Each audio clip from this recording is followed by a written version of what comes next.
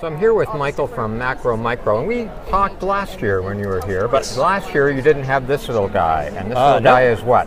This is the Townsend's mole. He is a mole that lives in the Pacific Northwest here in America, and this is the actual animal. It's not alive anymore, but so this is actual size. Right. And we are interested in the morphology of their skeletons, specifically the arms, because moles, being underground dwellers, are extremely strong. Down here on our little pedestal, we've got the upper arm bone out of this animal. Right. This is the actual bone. And so we went through our macro-micro process. We put it in a CT scanner. We captured the three-dimensional geometry of the bone and then fed the data to a 3D printer. This is our enlargement. So it's sized this way for a reason. We brought it up to the same length as this bone.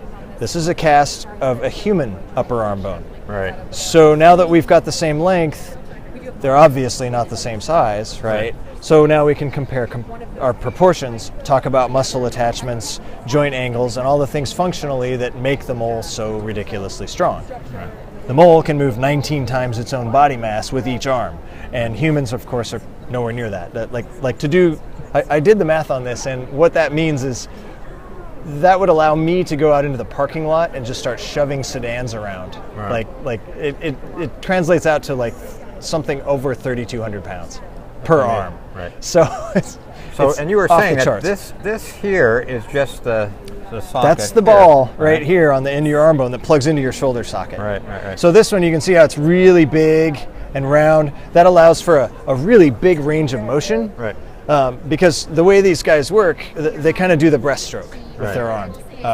And so there's a pretty specific range there that they operate in to dig, and their joints are modified to accommodate for that. Right. And all this is muscle attachment, right? All of these ridges, all of these big kind of blade-like processes coming off of the bone, that's all musculature attachment points. Whereas for us, that's just these little roughened areas of the bone here like this. Right. And humans can get pretty strong. I mean, the bench press record for power lifters right now is, I think, 1,200 pounds.